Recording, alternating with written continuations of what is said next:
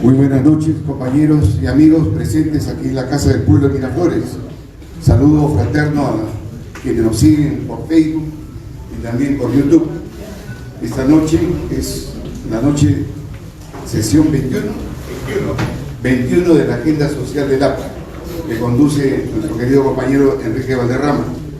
Tenemos gratos invitados esta noche, así que ya entrego el uso de la palabra a Enrique para la conducción respectiva. Muy buenas noches, queridos compañeros, amigos, amigas, que hoy día estamos reunidos como cada segundo martes de todos los meses desde diciembre del 2022. Esta es la sesión número 21 de la denominada Agenda Social, sesión que hemos llevado a cabo mes a mes, en donde vamos perfilando y aterrizando algunas conclusiones importantes respecto al tema de la reactivación económica con enfoque popular, respecto al tema de la agricultura, respecto al tema de la microempresa, al tema de los derechos laborales, y evidentemente a toda la gran agenda social que sin duda en los últimos 13 años después de la salida del gobierno del APRA, liderado por el presidente Alan García, que tuvo los mejores indicadores sociales de la historia republicana, no hemos visto sino más que al país detenerse y retroceder. Quiero en principio pedirles un aplauso para nuestro compañero, expositor David Ramos, para la bienvenida, por favor. Nos acompaña por segunda ocasión en la Agenda Social. A nuestro amigo Halmar Barangunis, que nos acompaña también por segunda ocasión. Fuertes palmas para él. Gracias por estar acá.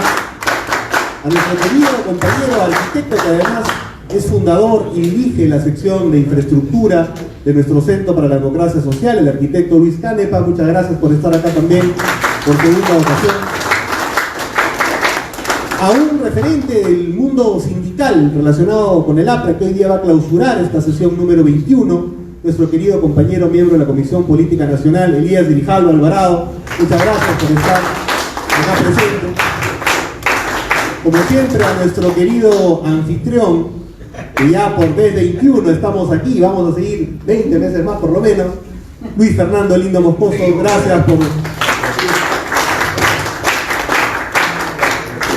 Vamos a rápidamente hoy día, quiero además pedir un aplauso, que además significa la convicción de un militante además joven, que ha decidido pasar su cumpleaños en la agenda social. Me refiero al compañero Alan Gallegos de Lurín, quien está acá presente. Feliz cumpleaños y un aplauso a nuestro querido compañero joven, referente del distrito de Lurín y Lima Sur.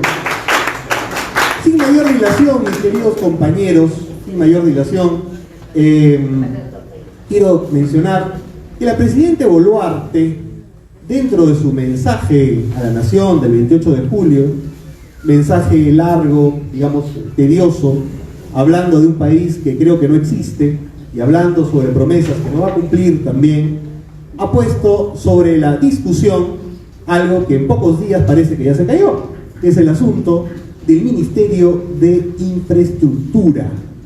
El argumento es como la ejecución, digamos, de la brecha de infraestructura es de 150.000 millones aproximadamente. Se requiere pues un ministerio para acometer esa tarea. Curioso porque en esta reflexión, recuerden, además David como Halmar han sido viceministro de nuestro gobierno, durante el gobierno del APRA construimos 10.000 kilómetros de carreteras, por ejemplo. Pero además, en otros sectores, durante el gobierno del APRA reducimos 23 puntos porcentuales la pobreza. Y no existía el Ministerio de Inclusión Social. Vino Yantumala, creó el Ministerio de Inclusión Social, aumentó el gasto social en 150% y la pobreza aumentó. Por lo tanto, es realmente necesario la creación de un Ministerio de Infraestructura. Ese es un asunto que sin duda hoy día nuestros expositores van a detallar, digo, porque tengo alguna información. Incluso el proyecto que ya presentaron en el Congreso está entrampado y las fuentes de Palacio dicen que van a dejar el asunto del Ministerio para los últimos meses del gobierno. O sea, han propuesto algo el 28 de julio que al final lo quieren hacer cuando estén a punto de irse, para que vean ustedes la responsabilidad y el enfoque técnico de este gobierno. Pero sin duda, más allá del ministerio, existe claramente una brecha, como repito, de 150.000 millones alrededor del asunto de infraestructura. Faltan pistas, veredas, carreteras, no hay vivienda social. qué hacemos realmente, cuáles son los 3 o 4 ejes o puntos de partida sobre una propuesta que debe nacer sin duda un partido popular como el APRA alrededor de esta temática tan importante y fundamental. Para eso hemos invitado a nuestros expositores el día de hoy, recordándoles la dinámica de una primera exposición de 15 minutos y un cierre final de 5 minutos. Vamos a empezar por orden de nombre alfabético, con lo que empezaremos con la primera intervención de nuestro compañero David Ramos por 15 minutos. Lo recibimos con fuertes palmas. Adelante, David, muchas gracias por estar aquí.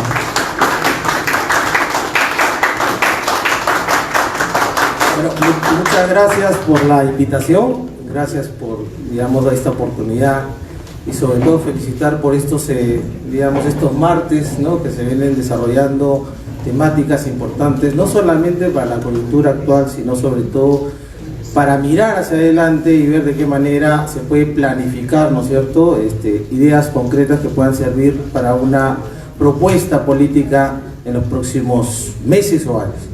El tema de la creación del Ministerio de la Infraestructura es un tema polémico. Yo voy a referirme sobre todo a por qué es que se llega a esta propuesta, ¿no?, más allá de decir si está bien o está mal, y lo que hay que entender un poco, qué llevaría, ¿no es cierto?, qué está llevando a esta gestión de este gobierno a plantear una propuesta del Ministerio de Infraestructura. Lo que hay que entender un poco, sobre todo sobre la experiencia, yo vengo del Ministerio de Vivienda muchos años, antes en COFOPRI, he estado en producción, ¿no?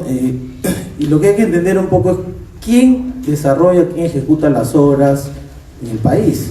Hay casi un 37-38% de las obras, ¿no es cierto?, la infraestructura que se desarrolla, la desarrolla el Ejecutivo, es el gobierno central. El resto la desarrollan los gobiernos regionales, los gobiernos locales, ¿no? Entonces, cuando se habla de la creación del Ministerio de Infraestructura, habría también que analizar claramente cuánto, ¿no es cierto?, de la infraestructura nacional estaría, digamos, sobre dominio de este nuevo Ministerio de Infraestructura. El problema en el Perú es un problema que nace por la falta de gobernanza, ¿no?, el mal manejo de la gobernanza. Hay una estructura gubernamental, hay una forma de gobernanza que no funciona en el país. Hoy día tenemos ministerios que cuentan con unidades ejecutoras. Un ministerio, ¿a qué se dedica? No solamente a la parte, digamos, lo que uno piensa siempre es que el Ministerio de Vivienda, o el Ministerio de Transporte, o el Ministerio, pues no sé, de Producción, ejecutan obras. Y no es necesariamente así. Los ministerios tienen, digamos, una competencia dentro de su sector, es el órgano normativo, el órgano jerárquico, tienen un rol de promoción, tienen un rol de regulación, de fiscalización del sector. Pero además de eso, ¿no es cierto?, mantienen unidades ejecutoras, y las unidades ejecutoras son como pequeños ministerios dentro de esta estructura gubernamental que desarrollan o ejecutan proyectos de infraestructura, proyectos de inversión.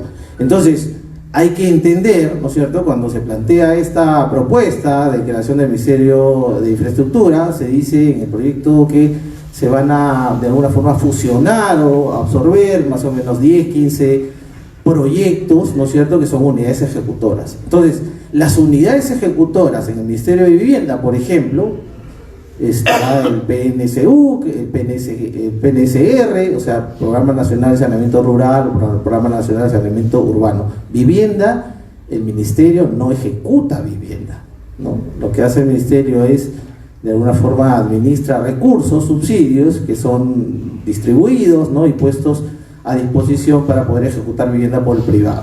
Pero entonces, hay un pedazo importante, ¿no es cierto?, del presupuesto que se maneja tanto en el Ejecutivo a través de los ministerios. Sí. ¿Qué es lo que sucede? Esta falta de gobernanza, lo que ocurre es que, por ejemplo, cuando estábamos en COFOPRI, ¿no?, siempre se decía, ¿por qué las competencias de formalización no recaen en las municipalidades provinciales como antes, ¿no? siempre es necesario, ¿no es cierto?, en un país como el Perú, sobre todo, donde tenemos estas falencias importantes en nula especialización, ¿no?, falta de capital humano, proyectos o expedientes técnicos que de alguna forma están desfasados, falta de planificación, ¿no es cierto?, ocurre que los proyectos de inversión, los proyectos de infraestructura no conversan entre sí, no hay un match adecuado entre los diferentes sectores. Si uno hace, por ejemplo, un match entre el mismo Ministerio de Vivienda, que desarrolla agua para, digamos, poblaciones rurales, se va a dar cuenta de que del 100% de los proyectos de vivienda que desarrollan agua en zonas rurales, solamente el 15% de ese total de inversión conversan con el otro programa del Ministerio de Vivienda, que es Vivienda Rural. O sea que el Ministerio de Vivienda, por un lado, tiene dos programas, en uno hace vivienda rural y en otro hace agua para vivienda rural, y esos programas no conversan entre sí, ¿no? Obviamente, si eso pasa en un ministerio, ¿cómo debe ser, digamos, la interrelación o el match de la inversión que hay entre diferentes sectores? Entonces, hay un problema grave, que la infraestructura que se viene desarrollando en el país adolece, ¿no es cierto?, de profesionales idóneos, adolece de monitoreo y supervisión, adolece de expedientes técnicos adecuados y adolece de una planificación. Sí. ¿Quién agrupa eso? ¿Lo debería ser un ministerio o una nueva estructura que se llama Ministerio de Infraestructura? Probablemente sí, siempre y cuando, ¿no?, este ministerio, ¿no?, absorba esos esfuerzos que se vienen desarrollando en otros sectores. Obviamente, no en duplicar, no en crear un nuevo ministerio respetando, digamos, la estructura que hay en otros sectores. La idea sería reemplazar las unidades ejecutoras o agruparlas en una sola entidad. ¿Por qué? Por un tema de especialidad, ¿no? ¿Es oportuno que se plantee eso ahora? Obviamente, políticamente, no es oportuno, ¿no? Y yo creo, ahí coincido con Enrique, ¿no?, de que va a haber una marcha atrás, porque no es oportuno en una situación como esta, ¿no?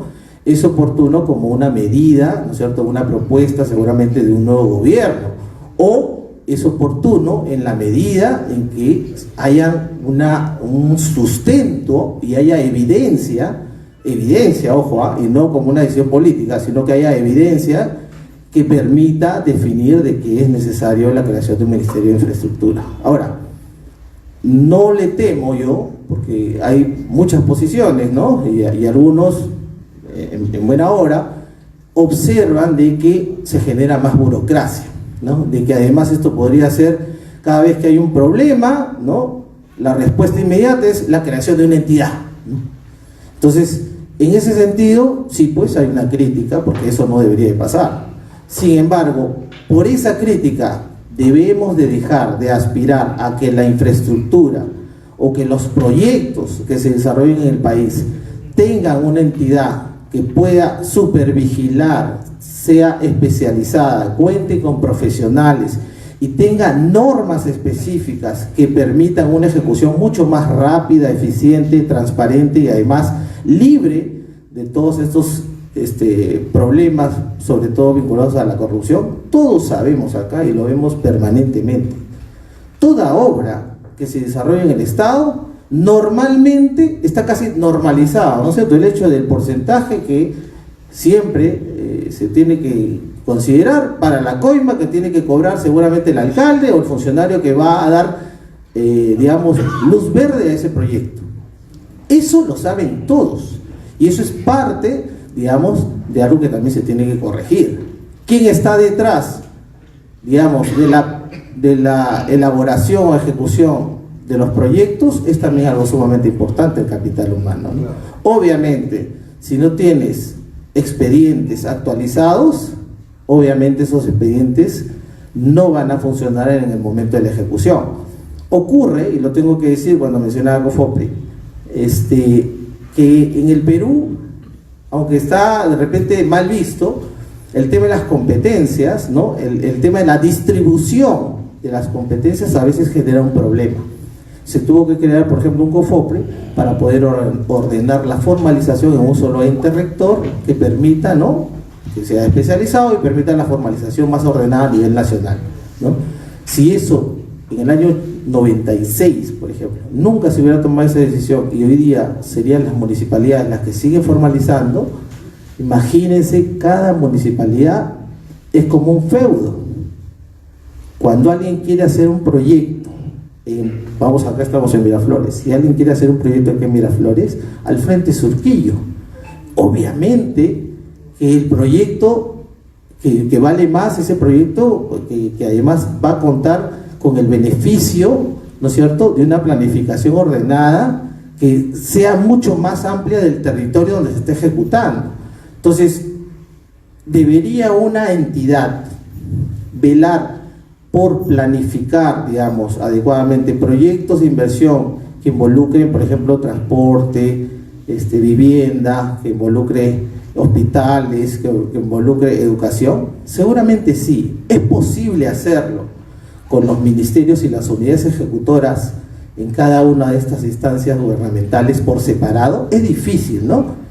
El ingeniero que hace hospitales, ¿no?, y que va a hacer un hospital a partir de un proyecto de inversión de repente en Piura, no sabe nada de lo que está haciendo el Ministerio de Vivienda, ni sabe nada de la carretera que está construyendo el Ministerio de Transporte en esa zona. ¿Eso se tiene que articular? Sí. En Japón, por ejemplo, y acá con esto termino, hay algo, hay una entidad gubernamental que se encarga de hacer, digamos, la planificación urbana. Y cuando se hace la planificación urbana, una parte importantísima, por ejemplo, es el desarrollo orientado al transporte.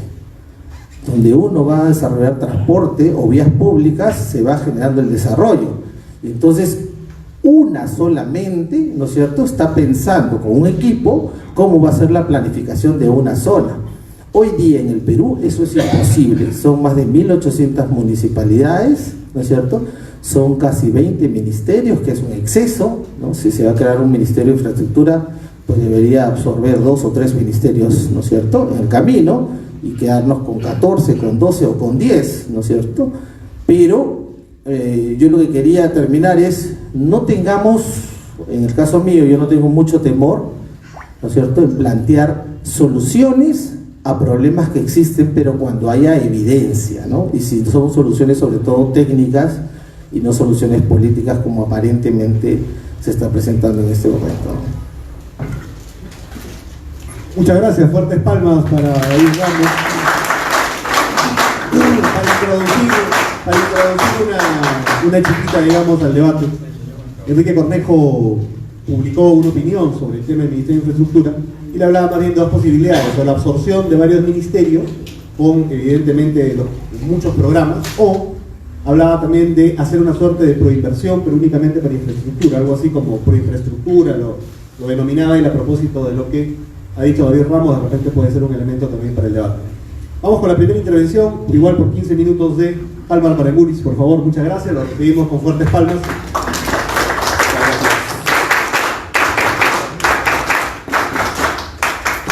¿Se me escucha, no? Sí, ya. Muy, el tema que nos convoca hoy día es el Ministerio de Infraestructura, ¿verdad? Es el Estado el que tiene que dar estas soluciones a las necesidades de los ciudadanos, ¿verdad? A la necesidad de usted, ¿cierto? Porque el Estado tiene que satisfacer esas necesidades, porque el Estado aspira al bien común, al bienestar de la población, ¿correcto? Ok. Y una forma de satisfacer es implementando servicios públicos, y esos servicios públicos se implementan a través de la mejora de la infraestructura, ¿no? Qué duda cabe que tener un mejor aeropuerto va a significar mejores condiciones de conectividad para los ciudadanos, ¿verdad? Sin embargo, el debate es si es que es válido o no un ministerio de infraestructura. Yo creo de que se han hecho aportes interesantes, ¿no? Por parte... Se desconecta su micro. ¿Se desconecta? ¿Sí? Ya, ¿ahí? ¿Mejor? Perfecto. Sí. Bueno, entonces, yo lo que decía era que se han hecho aportes interesantes por parte de académicos, de estudiosos, de gente que ha pasado por el sector, ¿ok? Pero definitivamente quienes hemos tenido la oportunidad, la experiencia de servir al país y que conocemos el Estado por dentro, sabemos que es muy difícil hacer un ministerio que concentre distintas especialidades. Lo decía David Ramos hace unos momentos, ¿verdad? El que hace hospitales, el que construye hospitales, ¿no? O el sector encargado de la salud no tiene las herramientas que tiene la persona que está en transportes y que está específicamente en la parte de puertos, ¿cierto? Porque hoy en día los puertos han cambiado drásticamente y nosotros tenemos infraestructura portuaria que es tan competitiva como el puerto de Shanghai, ¿no? En China, ¿no? Entonces, creo que esos aspectos son muy importantes. Acá nosotros tenemos que ver un concepto que se llama lecciones aprendidas. ¿Qué hemos aprendido en el pasado de lo que nos ha sucedido en infraestructura? Tenemos experiencias, ¿verdad? Y tenemos que mejorarlas, ¿ok? Para poner algunos ejemplos, algunos casos de estas lecciones aprendidas. El Estado, dentro de su responsabilidad, ¿qué tiene que hacer? Normalmente en estos contratos, en cualquiera de las modalidades, tiene que entregar los terrenos. ¿Qué ha pasado con el metropolitano? Hasta ahora, miren cuántos años han pasado, 16 años, 17, ¿cierto? Hasta ahora no comienza el plazo para correr digamos, el contrato de concesión. ¿Por qué? Porque el Estado ha incumplido en la entrega y porque recién se va a entregar de Naranjal a Chimboquio para que ya el concesionario tenga todo completo. Y ese era un argumento. Entonces, la entrega de terrenos ha sido una falencia fuerte, ¿no? Entonces, no podemos hacer situaciones, digamos, que en la práctica vemos que han tenido dificultades. Sin embargo, queremos juntar, agrupar distintas especialidades.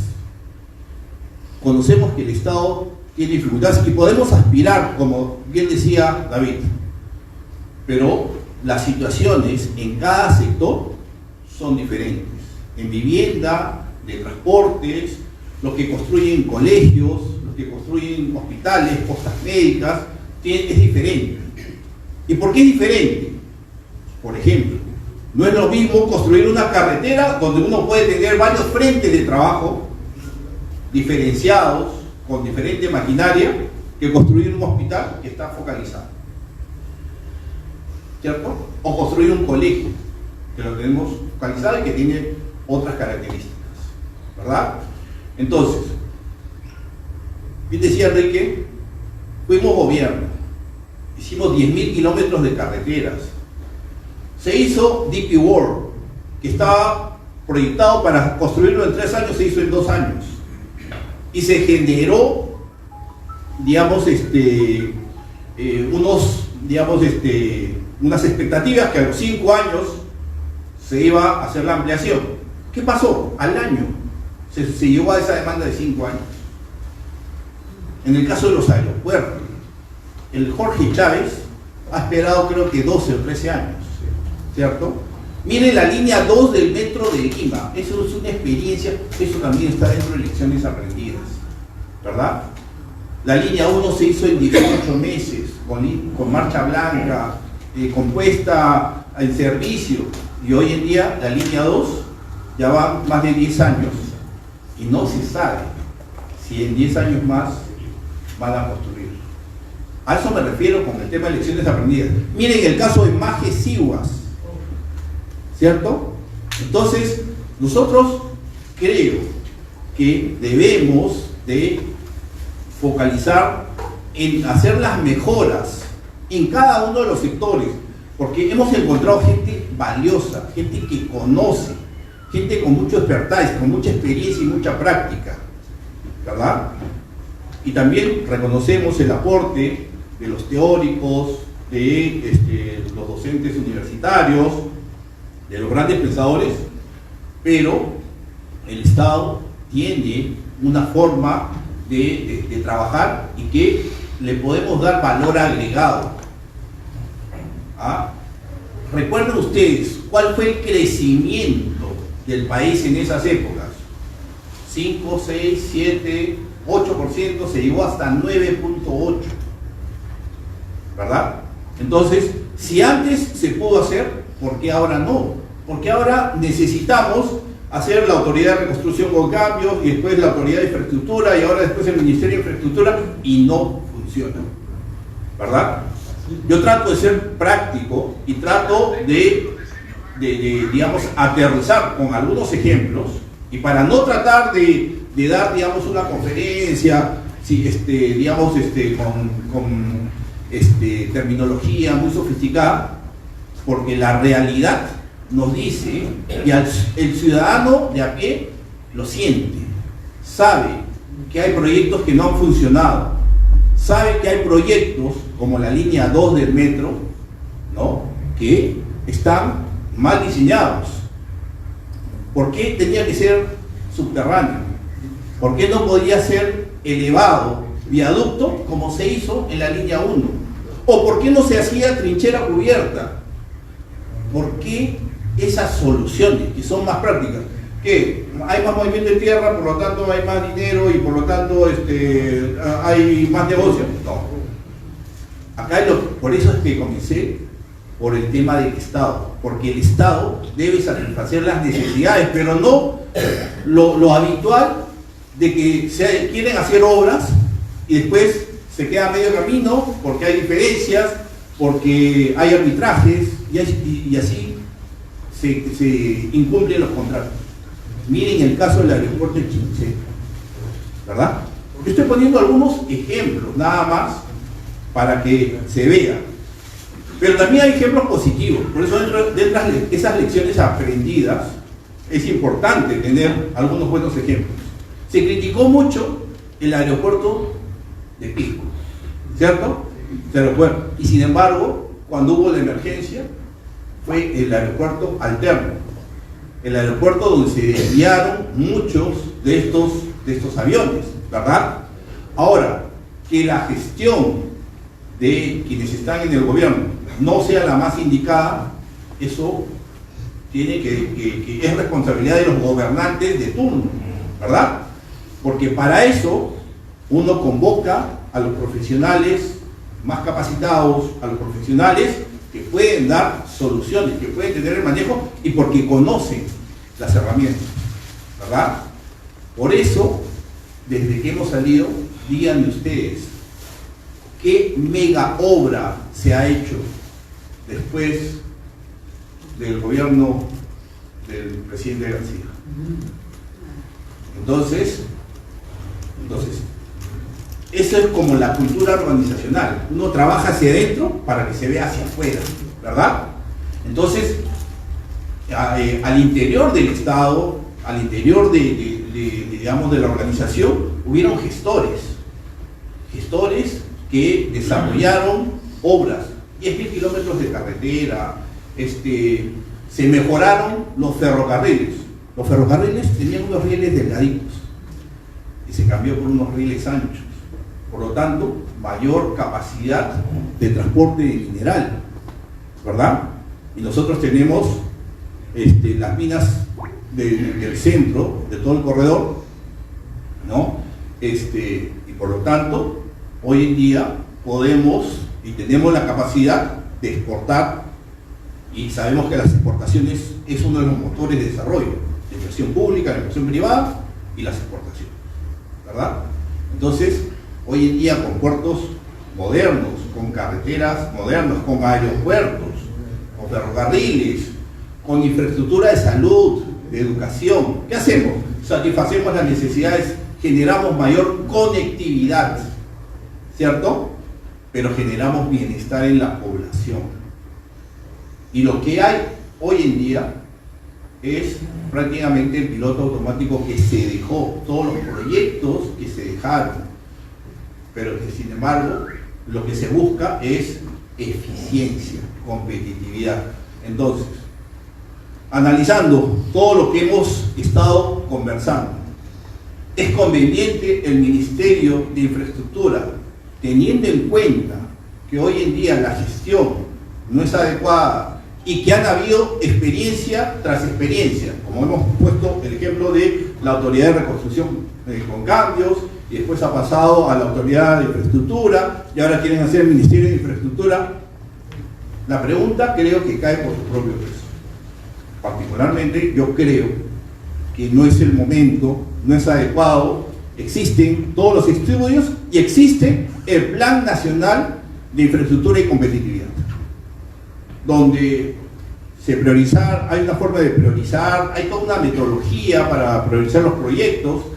Se han priorizado 52 proyectos del 19 al 2022 y hoy en día existen otra cartera de proyectos y hay conceptos como el tema de la sostenibilidad y la inclusión y la eficiencia y la competitividad, etc. ¿Verdad? Entonces, si ya tenemos todas esas herramientas, tenemos que preguntarnos si es conveniente o no. Y lo que creo es que tenemos que generar mejores gestores, porque antes sí se pudo y porque ahora no se puede, ¿no? Y he puesto algunos ejemplos nada más, ¿eh? He puesto el Metropolitano, he puesto el Majestivo, he puesto la línea 2, pero podría seguir en la lista, ¿verdad? Y nosotros, al tener buenos gestores, vamos a generar empleo, y al generar empleo vamos a generar bienestar y vamos a generar mejores condiciones para la población, porque finalmente, ¿qué cosa es lo que interesa? Interesa a las personas, las familias y la gente del Perú. Muchas gracias. Gracias. Gracias, palmas por Palma de Martín en esta primera intervención. Pasamos a la primera intervención del arquitecto Luis Canepa, igual por 15 minutos. Adelante, Luis. Lo recibimos con fuertes palmas, por favor, a nuestro querido compañero. Gracias, buenas noches. Yo voy a dar unos puntos claros en base a mi experiencia como arquitecto. Y justo la vez pasada hicimos un conversatorio con Enrique hablando justo de este tema. Y fui muy claro en decir que mi posición era de que no solamente por una cuestión burocrática, sino que también un ministerio está sujeto a diferentes aspectos. Desde que podemos decir una interpelación a un ministro. Entonces, ¿en qué basaríamos hacer un ministerio de infraestructura y hacer tanto gasto público en ello si solamente hablamos de una interpelación? Caería y se llegaría a una burocracia total. Yo creo que no es por el camino por ahí, no me parece eso. Yo creo que sí, más bien pudiese darse una cuestión de un órgano técnico especializado. Yo creo que por ahí podría ser un camino, pero dentro de esa estructura que tenga este organismo especializado no sería un organigrama funcional de un ministerio, sino yo creo que más bien acondicionaríamos a unir a la sociedad civil, donde participen los colegios profesionales que no participan, los colegios profesionales como el colegio de arquitectos, el colegio de ingenieros. Hay un divorcio de la parte técnica con el Estado de parte de los colegios. No hay esa simbiosis que debería haber. No existen las universidades dentro de estos proyectos grandes que se tienen que tener en el país. Entonces, yo voy un poco más allá de ese aspecto. Yo creo que un ministerio en estos momentos es crear más burocracia, más gasto público, y creo que sí se puede reemplazar eso con un organismo de repente sí más técnico, ¿no? Un técnico especializado, y a su vez que sí intervenga la sociedad civil. en este caso, como bien explicado, universidades y colegios profesionales y otras cosas más. Porque si no, simplemente con una interpelación a un ministro, esto se cae y no tiene ningún sentido. Eso para mí en primer lugar es eso. Y en segundo lugar, yo creo que también viene de que es tan amplio esto porque es multidisciplinario el tema de los aspectos que conllevan a un ministerio, ¿no? Porque es tan grande el tema de infraestructura nacional para verlo solamente con una lupa, por decirlo, ¿no? Ni siquiera hay un buen equipo, como hablaba en el tema de expropiación. El tema de expropiación hasta ahora en el metro, eso sucede, ¿por qué? Porque no tenemos equipo de expropiación, buen equipo de protección de terrenos. Entonces, ¿qué sucede? Eso dilata y los malos contratos que se tienen hacen de que el Estado pierda dinero ahí, porque son contratos leoninos, ¿no? Esos APP que son asociaciones público-privadas. Pero bueno, aparte de ello, imagínense que por decir en la línea del metro, al ser una APP, una asociación público-privada, tú puedes rediseñar el contrato, pero lo asume el contratista. Y en ello hay un tema muy grave, que no solamente es una cuestión de movimiento de tierras que va por la cuestión subterránea, sino que bajaron el grado de sismicidad en la línea 2 del metro. Y eso nadie lo sabe y no lo hablan. ¿Saben lo que significa que baje el grado de sismicidad de la línea 2 del metro, que ahora está en el grado de 6.000 millones de dólares, que costaba como 3.000 al inicio, creo? Quiere decirle que eso estaba preparado para soportar un sismo de 8 y tantos. Ahora está en un grado de 7. Y todos ya sabemos por las noticias, porque va a llegar, no ustedes, pero va a llegar un sismo. Y siempre es ascendente. Y el que nos toca Lima es más de 8, o de 8,1 mínimo. Esa inversión que se ha hecho, y miren el gasto, no solamente el gasto público, sino también la cuestión de seguridad de la gente. Ese tipo de cosas, yo creo que no se deben dar. Ahora, regresando al tema del ministerio, ¿no? Yo no estoy de acuerdo por esa cuestión burocrática, que sí me parece que es un gasto necesario, ¿no? Y creo que con una interpelación todo eso se cae, está sujeto a muchas cosas. Yo sí voy más, si pudiese ser, por un organismo especializado, técnico, profesional. Yo creo que me inclinaría más por ese lado que por un ministerio que la verdad no le encuentro sentido ahí, ¿no? Voy por ese lado. Y sí que este organismo especializado, profesional, intervengan los colegios que están muy divorciados, como el caso del Colegio de Arquitectos, el Colegio de Ingenieros, universidades y más, ¿no? Yo creo que por allí es el tema, no es como un ministerio, ¿no?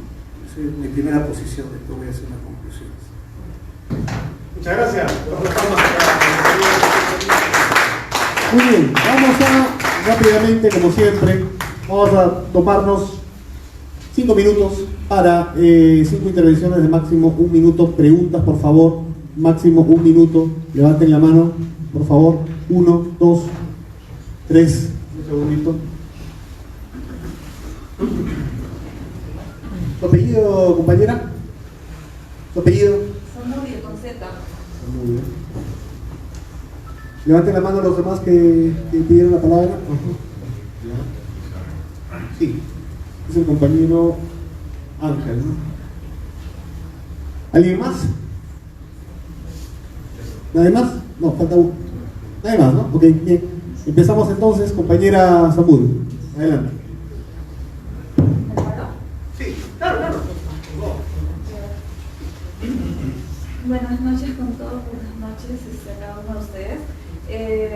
Bueno, comentar que ya que estamos hablando de la infraestructura del Perú, mañana más tarde, digamos que haya un movimiento telúrico, un temblor o un terremoto, Dios no quiera, sabemos todos aquí presentes que Lima y Perú tienen muchas obras o casonas de estilo y de una época antigua, de un estilo colonial y español. Sabemos que algunas de esas casonas tienen rajones, están quebrados sus paredes, y eso señala que mañana más tarde sería un temblor o algún movimiento telúrico, podrían caerse y eso representa un peligro, porque cuando sucede un temblor, un leve temblor o un terremoto, ¿qué es lo que hace primero la población? ¿Qué es lo que hacemos todos? Pues nos vamos afuera y buscamos un lugar que esté lejos de las ventanas y de los cables eléctricos, ¿no? Normalmente vamos a parques o a lugares más abiertos. Pero imaginemos que la mayoría de gente, como acá en Lima, la mayoría de personas, vivimos con casonas por todas partes. Si esas casonas, por el movimiento telúrico, por el temblor o terremoto, se empiezan a mover y caen, podrían ser un peligro o un riesgo para la vida y salud de los ciudadanos peruanos, ¿no? Mi pregunta es la siguiente: ¿qué es lo que se puede hacer en los siguientes gobiernos para trabajar eso? Si se podría, claro, destruir cada casona y hacer una casona igualita o con mejores infraestructuras y mejores diseños y mejores detalles. ¿Qué es lo que se podría hacer? ¿A quién tenemos que hablar? ¿Al Ministerio de la Cultura? ¿Qué ministerio es encargado de construir todo eso? Porque eso es lo que yo carezco de conocimiento. Ok, muy bien, compañero Ángel. Gracias. Adelante. Buenas noches. Compañero, ayer la Torre decía que no hay que preguntar, ¿no?, cuánto cuesta la obra, sino cuánto cuesta no hacerla. No hay que olvidar que el APRA hizo 152.000 obras.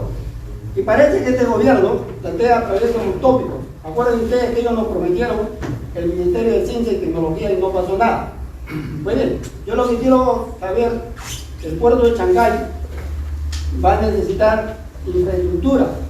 ¿Qué carreteras podríamos hacer para poder para que sea eficiente este puerto para nuestro país? Gracias. Compañero Lizarra, adelante. Buenas noches compañeros. Este tema es importantísimo, justo da la base de muchas de las premisas que nosotros tenemos que tomar en cuenta para la elaboración de políticas públicas, tendiendo a la elaboración de un plan de gobierno para nuestro próximo gobierno. Como primer punto, se arrancó con una premisa alma, de que el Estado busca el bien común. Ese es el concepto, pero desde hace más de 10 años eso no se da. La relación de gobiernos que han pasado no buscan el bien común. Ellos buscan la protección, la inmunidad, el robo, y eso va a generar que el país cada día esté peor. El punto número 2, no se mencionó aquí, pero es importante que el presupuesto nacional desde hace más de 12 años se viene incrementando sustancialmente, pero más en gasto corriente que en inversión. Y aún así, el de inversión, todos los años nos damos cuenta de que no se ejecute en su totalidad. Las obras, como bien dicen, se han paralizado, están arbitradas y muchas no se realizan. Pequeñas cosas como las que se mencionaban de funcionalidades como ejecutores o núcleos ejecutores, si se quiere, hay presupuestos del año 2021 que hasta ahorita no se ejecutan. Y hay una manifestación en Produce que quieren levantar al ministro porque no se ejecutan las cosas y ahora se pretende abrir abanico a intervenciones de empresas de venezolanos o de otros países cuando no se ha cubierto la necesidad local. En fin, como el tercer punto, mencionaron el tema de que a veces no un ministerio sino una entidad o un organismo especializado que pudiera ser evaluado. Eso es muy bueno. Cuando en el sector forestal se quería implementar algo, pero por una agenda que se implementaba en Estados Unidos, por ejemplo los Infor, se lo ascribió a la PCM. Entonces de esa forma el Premier podía decir, se ejecuta, no se preguntaba y se realizaban las cosas. Podría ser, no me digo, pero lo que vamos a hacer nosotros es hacer una reingeniería total del Estado. Vamos a reducir ministerios brutalmente y vamos a reducir la cantidad de funcionarios en los ministerios. Tenemos que votar a más del 50% de los funcionarios de tercer nivel que están en los ministerios. Tercera vez que a mí me expulsan de una evaluación para ingresar a Produce y no puedo ingresar. Soy el primero en la evaluación curricular y en la entrevista personal que le dan 40% de peso y a Lizarra ha jalado y los últimos patas pasan a 40 puntos, que es el máximo, y ellos ingresan.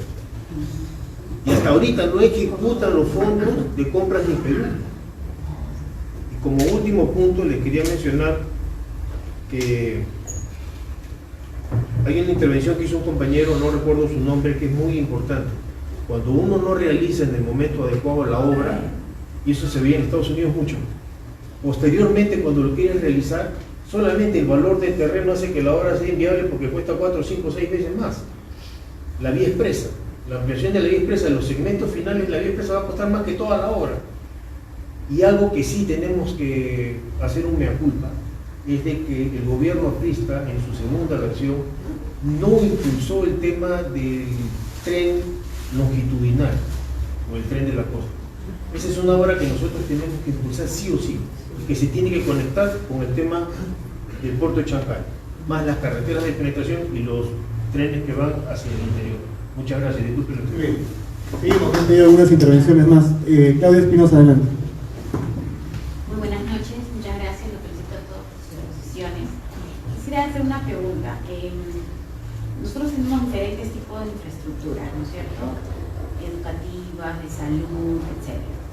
También vemos que los gobiernos regionales, dependiendo también de su presupuesto, programan sus obras de infraestructura como colegios, hospitales, etc. Y vemos que muchas veces ellos no cumplen con terminar la obra por diferentes razones, ya sea porque la constructora que ganó la licitación o el proceso de elección no cumplió, se quedaron cortos, etcétera, etcétera.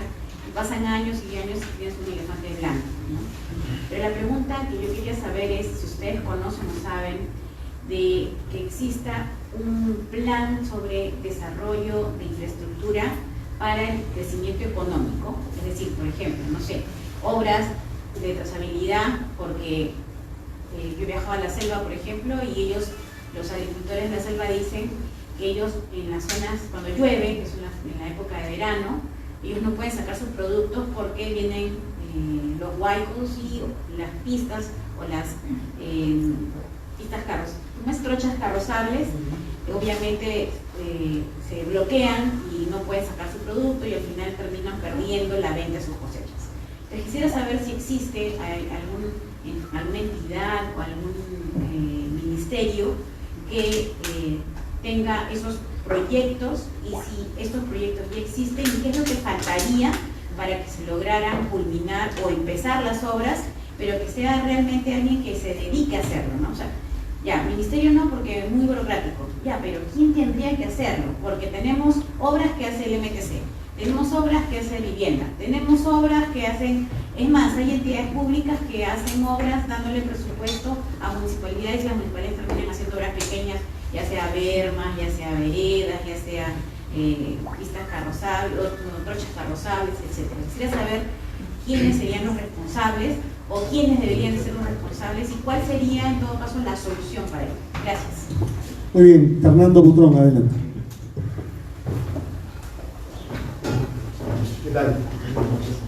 Sí, yo quería preguntar, veo que la postura es claramente no favoritaria a una implementación del nuevo Ministerio de Infraestructura, pero quisiera saber si podemos hacer una comparación con el Ministerio de Obra Pública que existe en Chile, que si mal no recuerdo, fue implementado en un plazo o un lapso mucho menor a los 2 años que se menciona o se plantea acá en Perú, y el nivel de eficiencia que ha logrado ese ministerio versus, claro, todos los bemoles y las trabas quizá burocráticas de la implementación que podría tener este nuevo ministerio de infraestructura acá en Perú. Gracias. Penúltima intervención, Guillermo Bacigalupo. Buenas noches, felicitaciones a todos los expositores por sus excelentes intervenciones. Yo quiero preguntar, básicamente en la línea de lo que dijo la compañera aquí, Claudia, con respecto a cómo diferentes entidades ejecutan presupuestos para realizar sus trabajos de remodelación o implementación de pistas, veredas, etc. Si no considerarían que este ministerio, tal cual lo están planteando de infraestructura, creo que todos estamos de acuerdo que no es la manera adecuada como lo quieren ejecutar, ¿no considerarían que crear un ministerio que absorba esta manera de hacer las obras tipo vivienda, tipo ministerio de transportes o tipo las mismas municipalidades? ¿No consideran que debería haber un ministerio que se encargue específicamente de realizar estos proyectos, que ya le quite la responsabilidad a las municipalidades para que no tengan que haber también estos conflictos territoriales y puedan hacer grandes obras? ¿No considerarían que un ministerio podría absorber estos trabajos de otros ministerios? Eso es todo. Muchas gracias. Santiago Félix. Mi pregunta va muy en la línea de la pregunta de la compañera Claudia y la compañera de mi lado. Entendemos que es un despropósito absoluto la implementación o la nueva creación, mejor dicho, del nuevo Ministerio de Infraestructura. Sin embargo, en unas conversaciones amplias que he tenido con un compañero que ya estuvo por aquí, el compañero Marroquín, discutíamos acerca de la posibilidad de tal vez fusionar el Ministerio de Transportes y Comunicaciones y el Ministerio de Vivienda, dado a que sus funciones son muy similares. Entendemos que el actual gobierno no ha tenido previsto un movimiento tal en el manejo de sus ministerios. Sin embargo, ¿qué postura tienen todos en la mesa con relación a de repente poder manejar la infraestructura a ser ejecutada por el Estado peruano desde un solo ministerio para evitar, como bien mencionó el compañero Juliano, de repente duplicidad de funciones, o de que no se sepa o no se tenga muy claro cuál ministerio debería tener cada uno de los proyectos que se les asignan? Muy bien, felicito a los que han intervenido por respetar escrupulosamente el tiempo y plantear temas de fondo en la discusión. Javier Labarca, por favor, rapidito. Buenas noches. A ver, una pregunta para ti, Enrique. Aquí no soy expositor. Para cualquiera de los expositores. Teniendo en cuenta eso relacionado al tema de Chancay, el compañero mencionó una cosa que es válida, que es que se va a inaugurar el puerto y no hay accesos. Esto va a ser una especie de desastre caótico, el transporte carretero y lo que llegar y salir al puerto, ¿no? Entonces, por ese lado vamos mal porque el gobierno no ha hecho nada ni ha reaccionado. Ahora, teniendo en cuenta que el 100% de las exportaciones a China, 91% son materias primas, concentrado de cobre y mineral de hierro. 9% son productos terminados con fruta o inclusive harina de pescado, algunas textiles de alto valor, pero el 9%. Tienes un operador del puerto inversionista, mayoritario, operador del puerto, constructor del puerto de Chancay, estatal chino comunista, ¿ok? Que a su vez está vinculada a la empresa, que es la Tres Gargantas, que es la dueña de Luz del Sur. O sea, hay una serie de inversiones que están todas vinculadas a las empresas chinas. Entonces, la pregunta es, ¿cuál es la postura o cuál que debe tener el APRA frente a una especie de imperialismo moderno o capitalismo de Estado, si quieres decirle, como es el chino, en el cual empieza a entrar en sectores, en diferentes sectores, que son tratados como diferentes empresas, pero al fondo es una sola financiada por el gobierno chino. Entonces, ¿cuál sería la postura que debería tener el partido frente a este tipo de imperialismo? En este caso ya no es americano ni ruso, sino es chino claramente, para evitar que ellos dirijan sus inversiones a los sectores que ellos quieren, que son los extractivos básicamente, y en lugar de reorientarlo, ¿no? Y poner un poco más de punche en lo que es hacerle propuestas y negociar con ellos. Entonces, creo que ese es un tema que el partido podría tomar como postura frente a la población, ¿no? Y no simplemente entregarnos ligeramente, sin hacer mayor análisis, quién está detrás de estas inversiones, porque el puerto de Chancay, la inversión es desproporcionada, salvo que tengas algo más detrás de eso. Muchas gracias. Anoto simplemente como parte de las preguntas que piensan de la viabilidad del potencial puerto o megapuerto que podría darse en el sur, en Corío. Muy bien, entonces vamos con el mismo orden que iniciamos, por 5 o 6 minutos, la ronda de cierre final de David Ramos. Adelante, David. Gracias. Quería precisar algunos temas, ¿no? Yo me gusta ser un poco provocador y también disruptivo.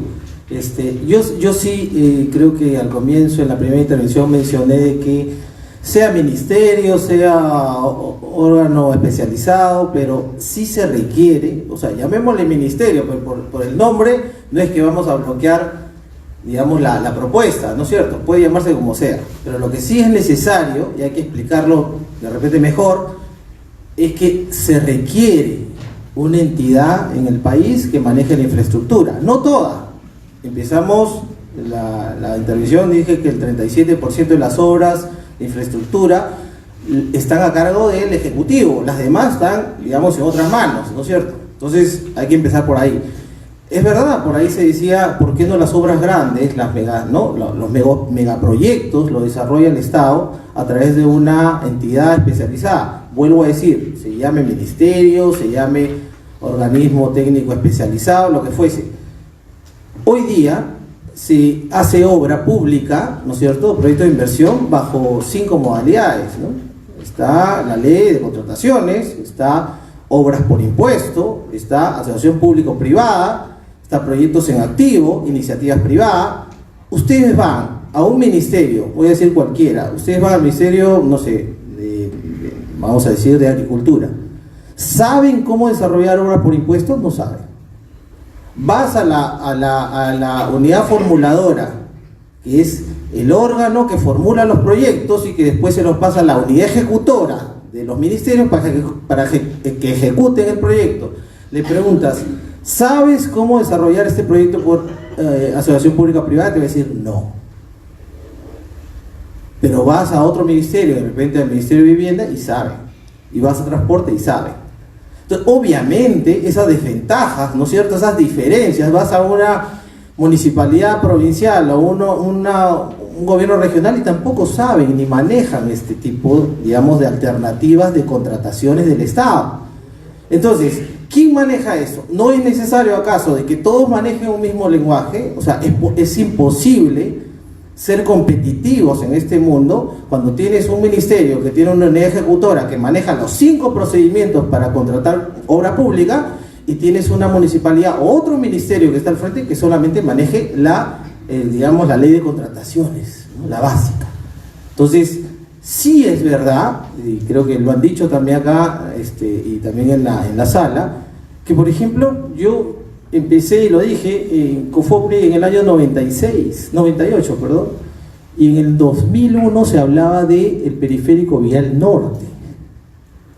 Y yo hice estudios del periférico vial norte, encargado a COFOPRI. ¿Quién me encargó? Le encargaba el MTC, después Proinversión, qué sé yo.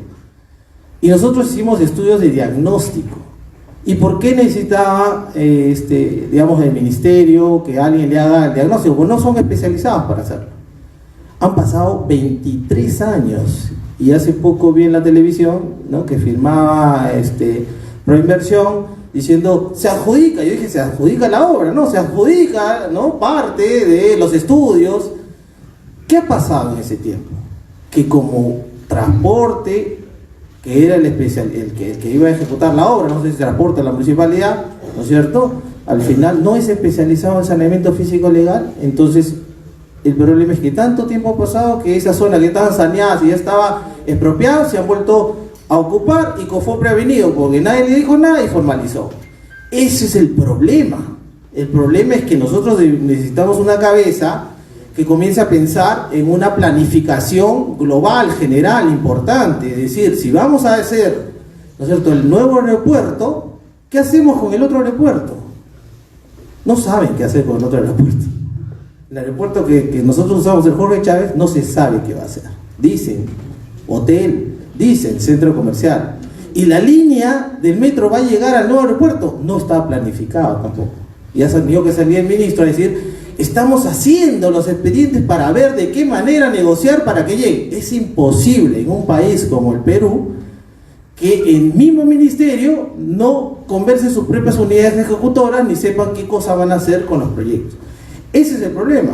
O sea, yo estoy de acuerdo en que hay mucho temor en la burocracia, sí. Pero burocracia es cuando yo creo algo nuevo. Tengo 2 y creo un tercero. Eso es burocracia.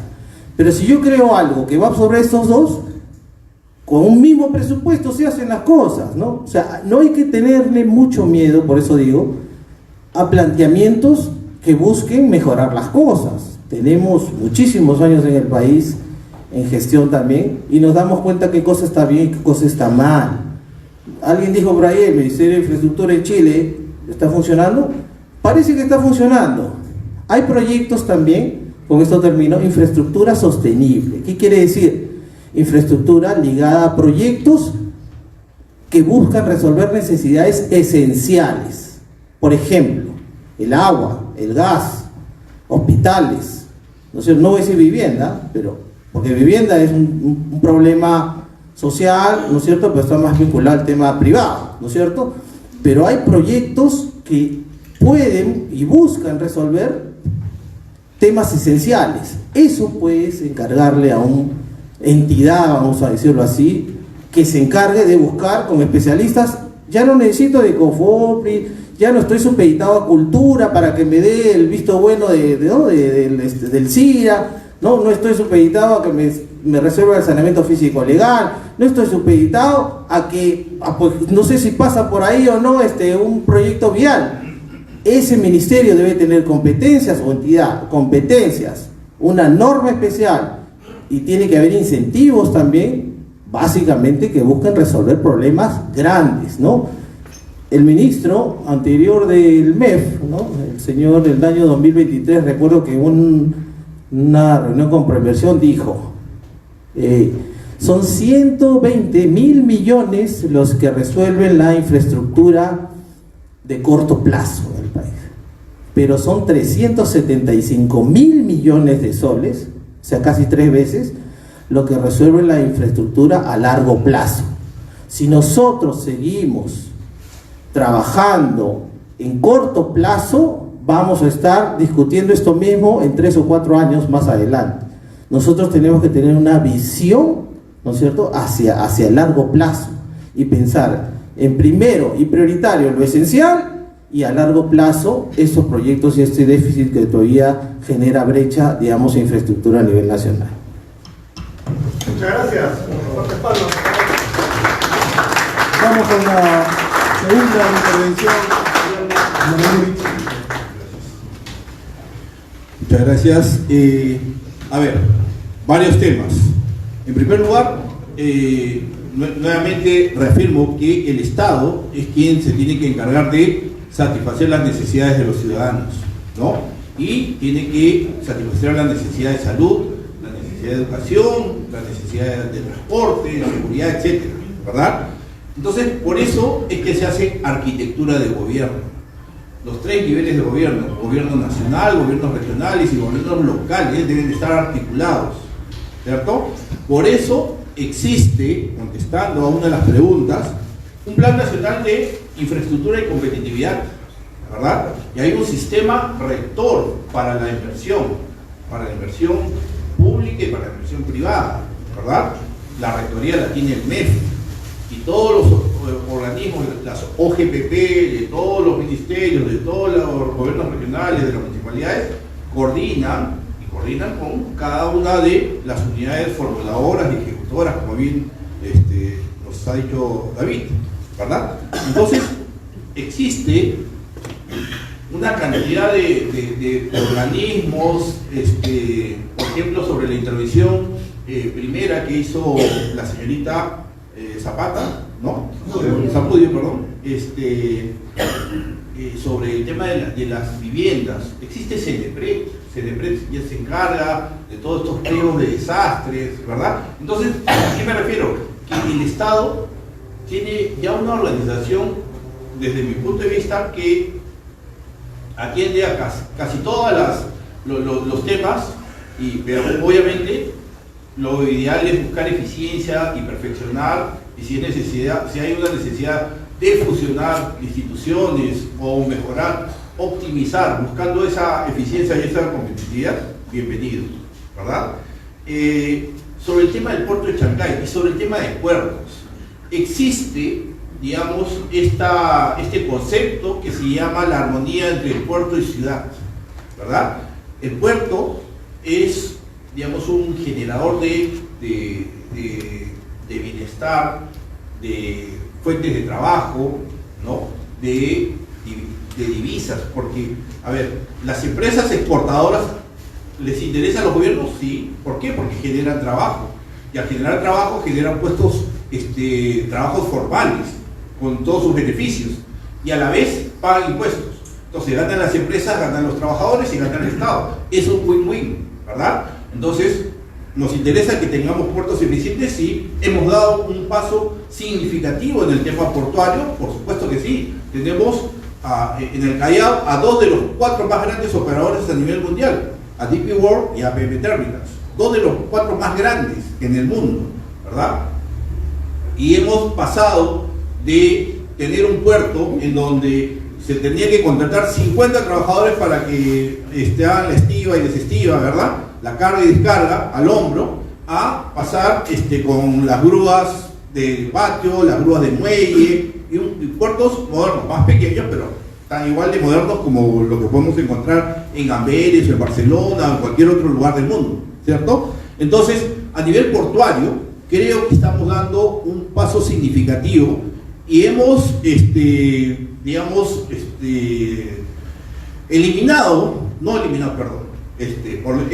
hemos ganado a mucha de la competencia, a San Antonio, al Paraíso, a Balboa, y estamos siendo atractivos, ¿verdad? Y eso geopolíticamente es muy importante, pero genera bienestar porque se está convirtiendo el Callao, Chancay en puertos nodales, pero tenemos que manejar el concepto de puerto ciudad, donde tiene que haber vías de acceso. Por ejemplo, tiene que existir evitamientos, como lo que se decía, el anillo vial periférico. ¿Para qué se hace?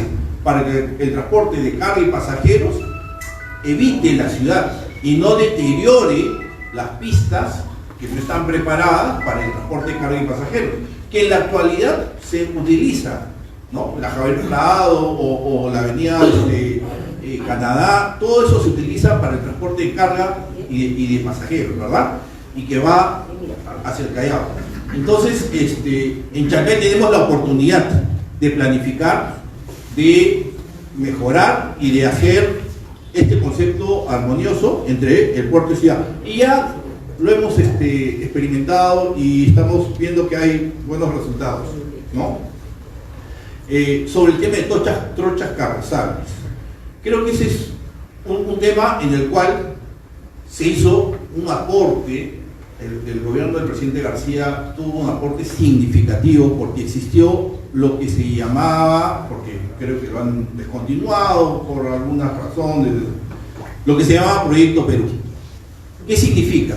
Que mientras que se hacen los expedientes, que más o menos entre la preinversión, ¿no? y el estudio definitivo y el estudio de impacto ambiental, etcétera, se hacía una carretera provisional, ¿no? Que era una especie de galleta donde estaban los elementos principales como para que dure los 3 o 5 años que podía durar la aprobación del expediente técnico, ¿verdad?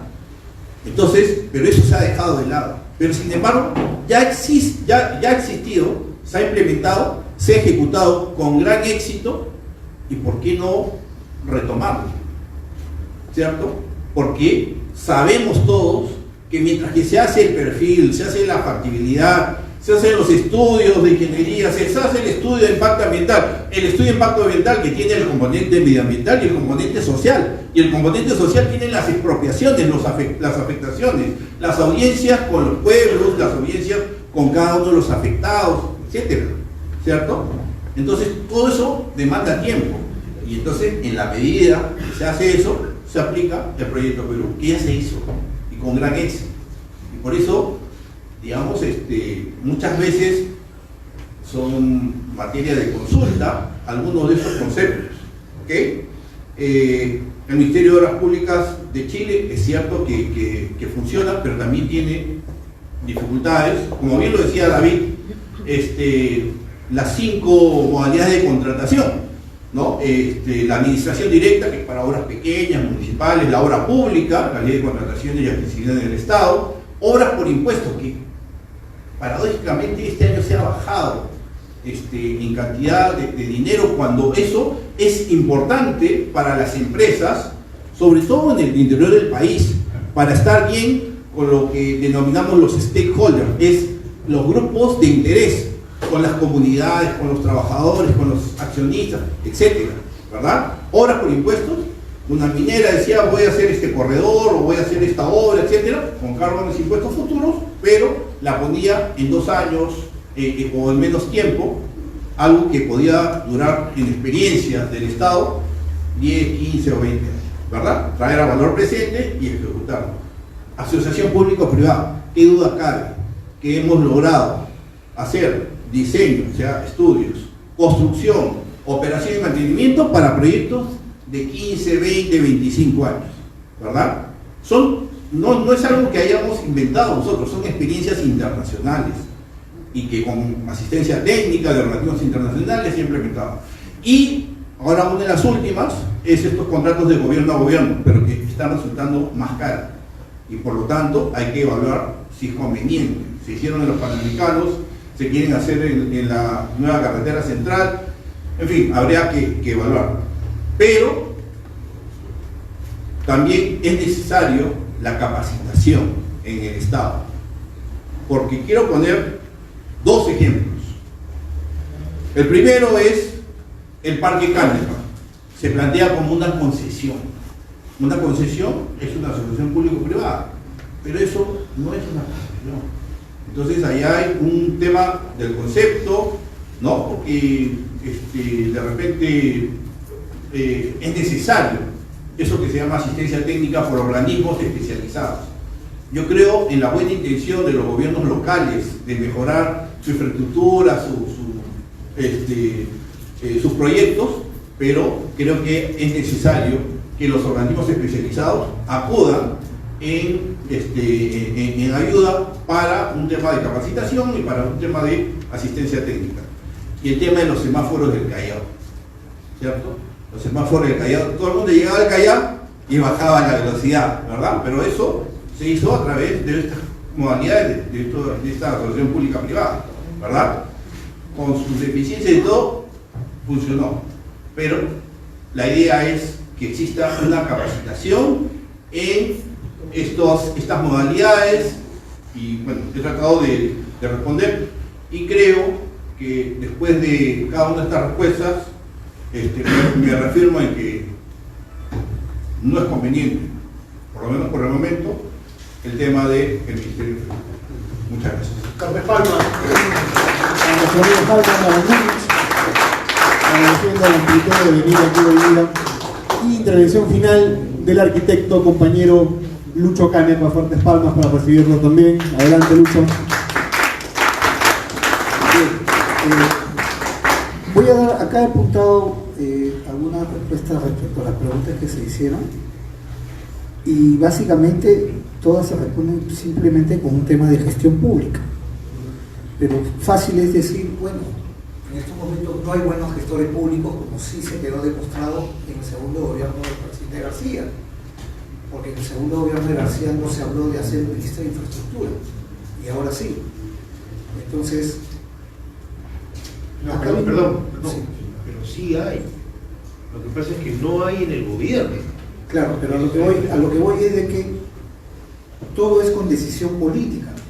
Y la decisión política conlleva hacia unos buenos gestores dentro de tu organismo, de tus entidades que tienes como ministerios y diferentes tipos.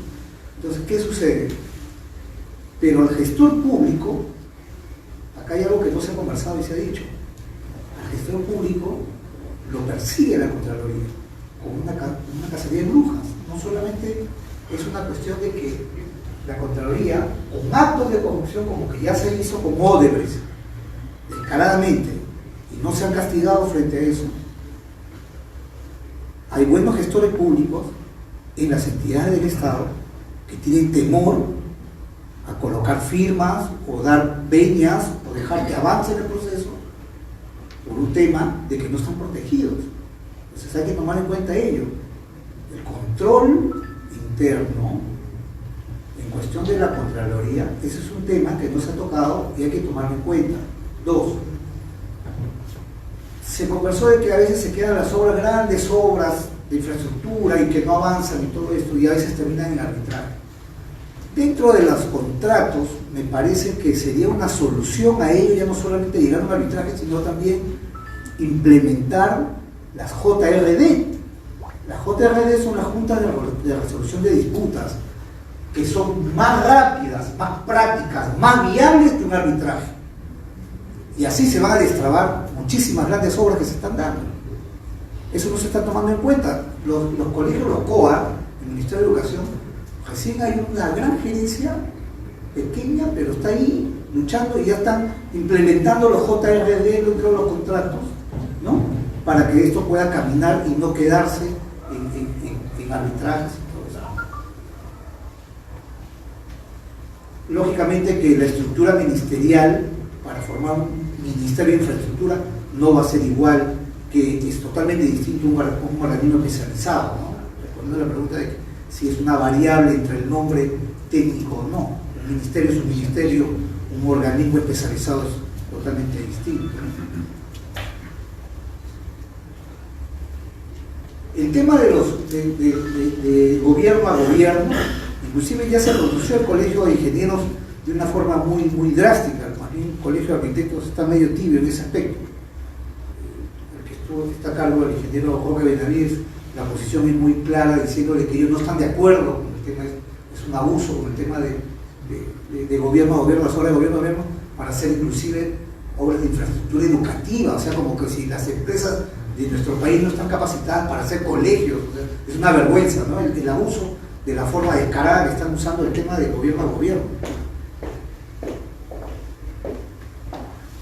Es correcto respecto a que sí, el 30%, alrededor del 35% lo maneja el presupuesto, lo manejan los ministerios, y casi un 70 o un 65% lo manejan los gobiernos regionales y los gobiernos locales. Entonces, la falta de capacidad de gasto público de parte de esos gobiernos locales y regionales es el problema que se está dando, y no que con un Ministerio de Infraestructura vamos a resolver esto. Si no está el problema a la solución, el problema no está en que creamos un ministerio para solucionar el tema. Es más, sabiendo todo lo que con los antecedentes que se está mencionando, les queremos dar todavía todas las obras del Plan Nacional de Infraestructura del país. Está equivocadísimo, eso está mal, se está aprendiendo mal el tema. Y respondiendo a la pregunta de la compañera que decía respecto a la cuestión de los sismos, eso es bien amplio, porque por decirte, en el RIMAC, en el centro histórico del RIMAC, en Barros Altos, hay zonas que son consideradas patrimonio histórico. Entonces eso le pertenece al Ministerio de Cultura. Lo que se tiene que hacer ahí rápidamente es estar en una junta de vecinales y el Ministerio de Cultura y la Defensa Civil, y que Defensa Civil deje un certificado diciendo de que eso pues está en estado deplorable y que se puede caer, ¿no? Y ya toman otras medidas, porque si no, no es la demolición total de ello, porque si no tienen que hacer una intervención de restauración, y es por ello que no hacen la demolición total, y esas restauraciones son muy caras, ¿no? No hay un acercamiento de la empresa privada para que ponga dinero, porque la municipalidad no tiene dinero para restaurar. Imaginemos, son cuadras de cuadras. Y eso que estamos como sabemos que gráficamente estamos en la línea de fuego, nuestro país está propenso a que en cualquier momento haya alguna repercusión, porque lo que sucede en Europa, por allá, si hay un terremoto, un temblor o un tsunami, acá también termina pasando lo mismo, por lo que estamos conectados por los mares, por el Océano Pacífico y así. Es correcto. Me has hecho recordar algo que antes no lo mencioné. Como nosotros estamos en el cinturón de fuego del Pacífico, sí. Entonces, ¿de qué se valieron las empresas que están haciendo y haciendo la modificación en el APP del tren, del subterráneo, que bajaron el grado de sismicidad? Me has hecho recordar por qué, porque ellos aducen de que como estamos en el cinturón de fuego del Pacífico y el subterráneo que tiene San Francisco en Estados Unidos tiene el mismo grado de sismicidad que tiene Chile en Santiago, y tiene de 7, entonces ellos lo redujeron, lo bajaron el grado de sismicidad de nosotros que teníamos a 8 en el contrato, lo bajaron a 7. Como ellos dos dicen que están en el cinturón de fuego igual que nosotros, ellos lo redujeron. Ellos se han pasado a eso. Y eso tenía una denuncia. Es más, eso lo denuncia en el gobierno de Humala, el mismo Bugatás lo denuncia. Porque ella inclusive está metido Citrán y muchas más cosas. Pero ahí ha quedado, nadie más ha mencionado eso. Pero yo creo que esos patrimonios culturales, claro, nosotros como país, Perú, estamos muy orgullosos de nuestra flora, de nuestra fauna, de nuestra costumbre, de la gastronomía, de las obras que hemos creado acá, pero estamos muy orgullosos también de nuestros patrimonios culturales. Pero si ese patrimonio cultural, esa casona, esa casa, ya sea todo lo que ha construido, si ese patrimonio cultural significa un riesgo y peligro para nosotros como ciudadanos peruanos, lo que podríamos hacer es tomarle fotos a cada esquina, a cada área del patrimonio cultural que queremos volver a construir, volver a restaurar y con mejores, pues no, con mejor cemento, con mejores materiales para que nos dure años y años y años, como el cuero que nos dura como zapato muy bien, se podría decir, ¿no? Sí. Muchas gracias, fuertes palmas para Luis Táleva. Vamos con nuestro querido compañero, miembro de la Comisión Política Nacional, además un referente sindical muy importante que ha articulado en los últimos años, de manera también muy buena, grandes apoyos, entre ellos justamente los gremios de construcción civil. Va a clausurar la jornada de Elías Grijalva Alvarado, lo recibimos con fuertes palmas, por favor. Adelante, querido Elías. Compañero Lilo, secretario general, Elías Enrique, agradecimiento por esta oportunidad que me da y también agradecer a los tres ponentes que han hecho muy magnífico su exposición. Creo que ha sido importante escuchar versiones en torno a si estamos de acuerdo o no estamos de acuerdo con que algunos ministerios se junten.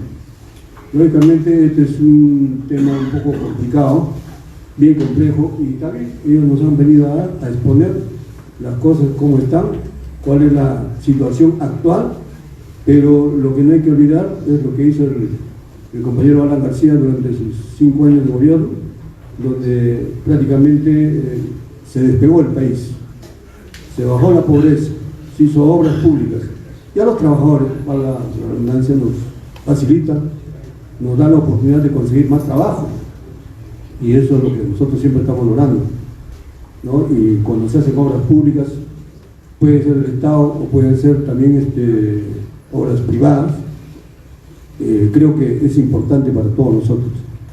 Entonces, con esa experiencia que tenemos, creo que el pueblo está esperando de que apoyemos esta nueva, de repente, elección de un nuevo presidente y todos sus diputados y senadores, con la finalidad de que el APRA sea el conductor, con la finalidad de que el APRA pueda salir y llevar adelante este país que ha venido a menos, ¿no? Han venido, después de Alan García, varios presidentes que no han hecho nada, casi nada, más este último gobierno que lo único que ha hecho es llevarse dinero y que lamentablemente ahora estamos mirando desde otro punto de vista.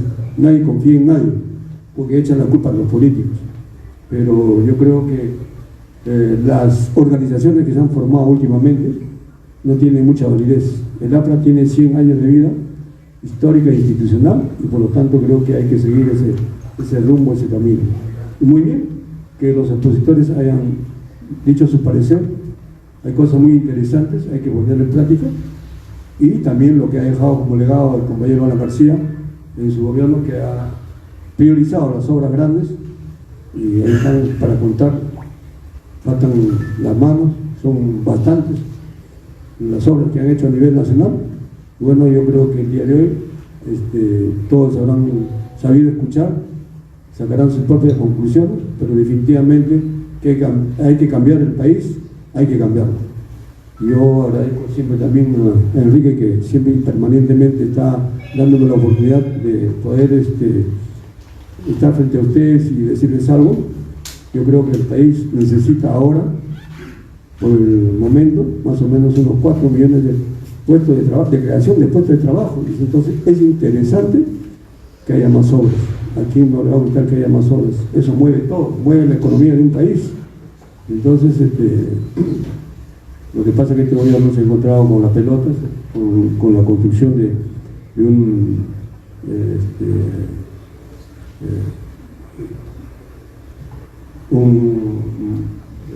puerto que está en Chancay, que definitivamente no está bien preparado, no está bien concluido. Esperemos que eso siga haciéndose y termine lo más pronto, para la felicidad de todos los peruanos, para que haya más trabajo, que haya más producción, que haya una mejoría en todo lo que se refiere a salud. Pero hoy me voy satisfecho de escuchar, ¿no?, bastantes cosas que han planteado acá, que se han dicho y que son encargados, y sobre todo hemos estado hablando con personas que tienen experiencia, que saben, que conocen, y bueno, yo doy por clausurado este gran evento y muchas gracias por haberme escuchado. Muchas gracias, queridos compañeros. Nos vemos el segundo martes del mes de septiembre con una nueva conferencia. Quedan comprometidos los expositores para poder contactarlos a través del portal Punto de Encuentro y realizarles entrevistas sobre la temática de infraestructura. Muy buenas noches, muchas gracias Luis Fernando Lindo, hasta el siguiente mes.